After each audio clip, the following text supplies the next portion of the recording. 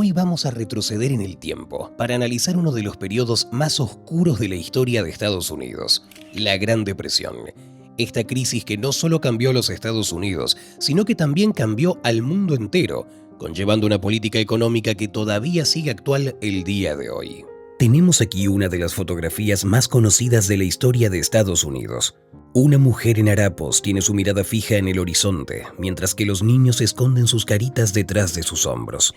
Y en las otras imágenes podemos ver que están en una especie de tienda de campaña en medio de un solar. Esta serie de fotografías fue tomada en 1936 en California en un campamento de migrantes. Allí era donde acudía la gente que se había quedado sin hogar y estaba buscando un trabajo cualquiera. Campamentos del mismo estilo existían por todo el país y en ellos vivían no cientos, sino decenas de miles de personas. Lo mismo pasaba incluso en pleno corazón de Nueva York, en Central Park. Pero ¿cómo es que Estados Unidos llegó a esta situación? Unos años antes de eso, los coches más espectaculares llenaban las calles de Nueva York, donde se construían los famosos rascacielos, mientras que los cines y restaurantes estaban repletos de gente. ¿Qué tenía que suceder para que la era del lujo, del jazz y de la diversión sin frenos diera paso a la peor crisis económica de la historia? ¿Cómo cambió la Gran Depresión la economía global? ¿Y qué decisiones tomaron los políticos para garantizar que una cosa así no volviera a ocurrir? Vamos a averiguarlo. Para comprender por qué la Gran Depresión fue un impacto tan grande, hagamos un pequeño viaje a la historia. Y es que a principios del siglo XX el mundo era muy diferente al de ahora. Observemos el mapa político de aquella época. Los territorios de África y Asia están divididos casi enteros entre los imperios europeos y eran Gran Bretaña y Francia sobre todo. Una sexta parte del territorio le pertenece al Imperio Ruso. Son estas las potencias que controlaban los recursos y mercados más importantes del planeta, solo que no todos estaban de acuerdo con que fuera así. Y el país que peor lo llevaba era Alemania. A principios del siglo XX ya era la segunda economía más grande de Europa, pero su influencia en el comercio mundial seguía siendo inferior a la de los antiguos imperios. Alemania se sentía menospreciada y estaba dispuesta a cambiar la situación. No obstante, ningún país estaba dispuesto a compartir sus colonias o recursos a cambio de nada. Las tensiones en Europa iban en aumento, y entonces se formaron dos alianzas opuestas. La Triple Entente incluía a Gran Bretaña, Francia y Rusia, es decir, los países que buscaban mantener su dominio. Su oponente fue la Triple Alianza, que incluía a Alemania, Austria-Hungría e Italia. Estos querían cambiar el orden mundial y conseguir más poder. Pero de repente vino el gran golpe. En 1914, el nacionalista serbio Gavrilo Princip asesina al heredero del trono austrohúngaro y Europa estalla. El conflicto de los Balcanes se convierte en una guerra a gran escala que en cuestión de meses pasa a ser la más sangrienta de la historia hasta ese momento. La Primera Guerra Mundial. Toda guerra requiere gastos colosales y una guerra mundial más que ninguna otra. Pero ¿de dónde se saca tanto dinero? Porque imprimir más y más marcos y libras solo conduciría a la hiperinflación y al colapso económico. Lo que se hizo fue buscar otras fuentes. La fuente que se encontró estaba en el extranjero, al otro lado del Atlántico, donde había un país que aún no se veía afectado por la guerra. A principios del siglo XX, la economía americana recibió un gran impulso gracias a la Primera Guerra Mundial.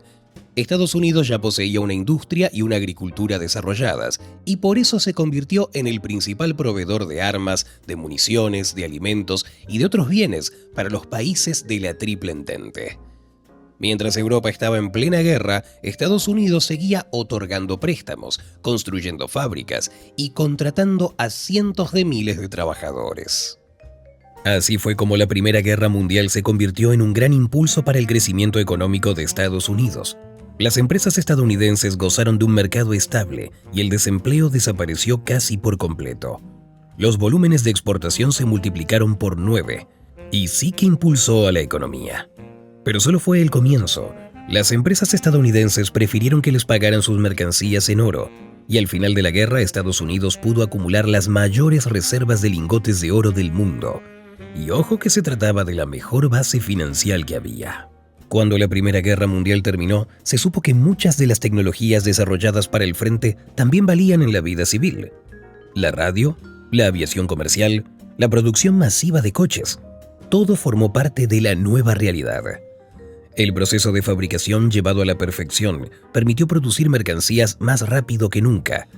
Del mercado empezaron a salir no solo coches y radios, sino también cosas nunca vistas hasta entonces: refrigeradores, hornos eléctricos, licuadoras, cámaras de cine y mucho más. Pero aún había que convencer a la gente de que todo eso le hacía falta. Y entonces los fabricantes comenzaron a invertir millones de dólares en publicidad. Y como la radio y el cine ya estaban presentes en la vida de cualquier ciudadano, promocionar productos se hizo más fácil que nunca. Los que no tenían suficiente dinero para permitirse esa nueva vida podían pedir préstamos a los bancos. Gracias a ello, las cosas caras se hicieron disponibles para la gente normal. Un buen ejemplo de ello es el hecho de que a finales de la década de 1920, casi el 90% de todos los coches en Estados Unidos se compraban a plazos. Así nació la cultura del consumo y de vivir a base de crédito. Después de la guerra, la gente quería disfrutar de la vida y Estados Unidos sufrió un gran cambio. Las calles se llenaron de coches nuevos, las discotecas de sonidos de jazz y los cines de comedias protagonizadas por Charlie Chaplin. En Nueva York se estaban construyendo rascacielos y en Broadway, chicas de pelo corto, con pendientes y atuendos atrevidos, bailaban ante el público. Los locos años 20 eran una época de lujo, diversión y auge económico. El gobierno no se metía en la economía del país, porque si tenía éxito, ¿qué más se le podía pedir? Los intereses iban bajando, los préstamos se hacían más accesibles y la gente tenía cada vez más dinero en su cartera. Como consecuencia, muchos empezaron a buscar cómo invertirlo para obtener beneficios. La compra de bienes y los depósitos bancarios prometían una estabilidad de por sí. Pero los americanos buscaban algo más rentable todavía. ¿Y qué mejor que invertir en un negocio? Miren este cartel. La Estatua de la Libertad está en llamas y debajo hay un llamado para evitarlo.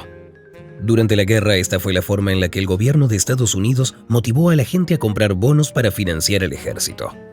Las personas que se encargaban de pedir a los ciudadanos que apoyaran al país eran los famosos de la época. Para muchos estadounidenses se trataba de su primera experiencia con la inversión, algo que antes solo hacían los ricos. Y entonces, cuando en la década del 20 las tasas de depósito bancario cayeron y hubo una abundancia de dinero, la gente empezó a comprar más y más bonos y acciones. Por supuesto que el estadounidense común no se ponía a estudiar el mercado, lo único que hacía era observar los precios de las acciones que subían mes tras mes y comprendía que cuanto antes invertía, antes se iba a enriquecer. Parecía una forma fácil y segura de hacerse rico, y pronto prácticamente todos los estadounidenses ya tenían su negocio con la bolsa de valores. Junto con la demanda subieron los precios y lo hicieron muy rápido. En 6 años, las acciones de las empresas de redes eléctricas estadounidenses subieron un 230% y el valor de General Motors se multiplicó por 40. Al ver unas cifras tan asombrosas, la gente dejó de pensar en los posibles riesgos y empezó a invertir en acciones, incluso mediante dinero prestado. Los corredores aprovecharon esta racha para ofrecer a sus clientes operaciones con margen. La idea era sencilla. El inversor solo aportaba el 10% del importe de la transacción y el resto lo tomaba prestado. Si las acciones subían, se podía hacer rico incluso con ese capital inicial tan reducido. Pero si el precio bajaba, el inversor lo perdía todo y además le quedaba su deuda. Como es de suponer, en aquel momento nadie pensó en ello. El mercado estaba creciendo muy bien. El 11 de agosto de 1928, el presidente Herbert Hoover declaró: «Hoy Estados Unidos está más cerca del triunfo definitivo frente a la pobreza que ninguna nación ha estado nunca». Parecía que a partir de entonces no habría más que prosperidad. Sin embargo, si queremos comprender hasta qué punto estaba sobrecalentado el mercado, nos bastará con observar el ratio PE, precio-beneficio, es decir, la relación entre el valor de la empresa en el mercado y sus ganancias. Este ratio nos muestra los años que serían necesarios para recuperar el dinero invertido si la empresa continúa generando las mismas ganancias. En 1921, el PE promedio del mercado de valores de Estados Unidos era de 5, lo que significaba que, en teoría, los inversores podían recuperar su dinero en 5 años. Y luego llegó el otoño de 1929 y la cifra aumentó a 32.6, lo que indicaba que la burbuja se estaba inflando. La gente compraba y vendía acciones a precios cada vez más altos y el mercado seguía subiendo, aunque esos precios ya no reflejaban bien las ganancias reales de las empresas. En septiembre de 1929, las 30 empresas más grandes de Estados Unidos valían más que en ningún otro momento de la historia. Pero entonces llegó el Martes Negro. En otoño de aquel año, las autoridades advirtieron a los ciudadanos de una burbuja gigante en Wall Street, diciéndoles que los precios de las acciones no reflejaban las ganancias reales de las empresas. ¿Quién iba a comprar acciones de empresas que tardarían 30 años en amortizarse? Y es que los precios de las acciones parecían subir y bajar como en una montaña rusa, cayendo bruscamente después de los anuncios llenos de alarma, para luego recuperarse a medida que los grandes inversores compraban las acciones más baratas. Y llegó un día en el que todo cambió. La mañana del 23 de octubre de 1929 comenzó con la bolsa cayendo un 11%. No se sabe cuál fue la razón, pero los inversores de repente se dieron cuenta de que era hora de salir del juego. La avalancha de la caída ya no iba a poder detenerse. Aquellos que acababan de comprar acciones por $100 ahora estaban ansiosos por venderlas al precio de 70 con tal de recuperar al menos algo de dinero. Sin embargo, nadie se animaba a comprarlas. El capital de la gente se estaba desvaneciendo delante de sus ojos y el comercio de margen que hasta entonces iba creando unas ganancias enormes ahora estaba arruinando a la gente. Los grandes banqueros de Wall Street intentaron comprar acciones para restablecer la demanda, pero ni ellos, ni tampoco el presidente Hoover, a pesar de sus afirmaciones de estabilidad económica, pudieron detener el declive. Durante la semana siguiente, el mercado cayó un 40%. Pero, un momento, ¿y la gente normal que no compró acciones? ¿Acaso la caída de la bolsa podía afectar a aquellos que no tenían nada que ver con ella? Vamos a averiguarlo. A principios del siglo XX, los bancos estadounidenses tenían dos funciones, la de especular con los valores y la de proteger los fondos de los depositantes. En teoría se trata de distintos tipos de actividades, pero ambas eran responsabilidad de las mismas organizaciones. Y al sufrir pérdidas en la bolsa, los bancos no tardaron en utilizar los fondos de los depositantes para cubrir esas pérdidas. No intentaron ni siquiera disimularlo. Por eso el pánico en la bolsa hizo que los rumores de los posibles problemas en un banco u otro provocara colas enormes de los clientes en sus puertas. La gente temía que su banco hubiera perdido el dinero depositado como consecuencia del colapso y se apresuró a sacar lo que aún quedaba. Cabe señalar que en aquellos años de capitalismo imperante no existía ningún sistema de seguros para los depósitos bancarios. Como resultado, los bancos comenzaron a cerrar uno tras otro. Para 1933, más de un tercio de todos los bancos del país ya habían quebrado. Fue muy duro no solo para los clientes de estos bancos, sino también para el propio gobierno, que también había mantenido sus depósitos en estas instituciones. La gente, aunque no entendía lo que ocurría en la bolsa, podía ver las colas en las entradas de los bancos y se preparaba para lo peor. Muchos comenzaron a guardar dinero en casa y a reducir los gastos. La demanda en la economía cayó bruscamente. Las empresas que habían invertido en la producción no lograban vender sus productos. Al no obtener ganancias, tuvieron que recortar montones de empleados y el país se sumió en el desempleo. Los sonidos del jazz, el cine y las fábricas de los locos años 20 fueron reemplazados por el alboroto de las huelgas. La famosa fotografía de un niño preguntando por qué no le daban trabajo a su padre pertenece a la década del 30, cuando una quinta parte de los trabajadores estadounidenses se había quedado sin hogar. Los agricultores se vieron especialmente afectados por la caída de la demanda. Los precios de sus productos cayeron hasta tal punto que la gente ni siquiera podía permitirse alquilar nada. Muchas personas utilizaron sus últimos ahorros para comprar un coche e irse a alguna otra ciudad para buscar trabajo en otro sitio. A menudo se trataba de alojarse a miles de kilómetros de sus lugares de origen. Sin embargo, lo de encontrar trabajo era prácticamente imposible, y en la mayoría de los casos, la gente se quedaba a vivir en los campamentos para pobres. Estos campamentos llegaron a albergar a miles de personas y fueron llamados despectivamente Hoovervilles, en honor al presidente de aquellos tiempos. Fue así como la especulación en el mercado de valores condujo a la quiebra de los bancos, lo que a su vez dejó en la ruina a los ciudadanos y acabó con un montón de empresas. Todo el mundo recortaba sus presupuestos y como consecuencia bajaban los precios y también caían los ingresos de las empresas restantes, provocando más y más despidos. Una cosa llevó a la otra y viceversa. En la economía este proceso se llama espiral deflacionaria. Como resultado de la crisis, la producción industrial de Estados Unidos cayó 47% y el desempleo alcanzó niveles récord en la historia del país. ¿Y las autoridades qué? ¿A qué se dedicaban? La administración de Hoover consideraba el mercado un mecanismo de autorregulación, es decir, que se tenía que corregir solo. Para esta gente, una empresa quebraba cuando no era eficiente, y entonces otra empresa más exitosa podía ocupar su lugar. Esa fue la idea principal de la teoría económica de aquella época.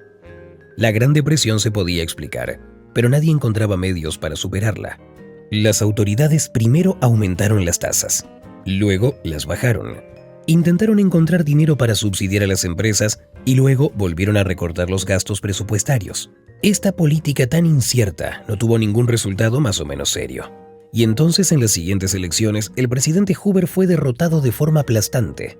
Lo reemplazó Franklin Roosevelt, cuyo gobierno le propuso al país tomar un rumbo completamente diferente, que luego se convirtió en la base de la política económica de cualquier país.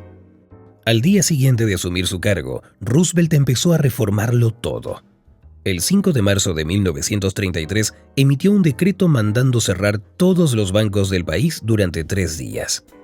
A las autoridades, esta medida le dio tiempo para mirar cuáles iban a ser sus próximos pasos, y los retiros masivos de depósitos tuvieron que parar. Al poco tiempo, el Congreso aprobó la ley Glass-Steagall, que dividió los bancos en los depositarios y los de inversión. Ahora los bancos no podrían utilizar los fondos de los depositantes para comprar acciones. Por primera vez en la historia, fue introducido un sistema de seguros de depósitos. Era el Estado el que garantizaba la devolución de los fondos, y de esta manera la gente podía dejar de temer por sus ahorros.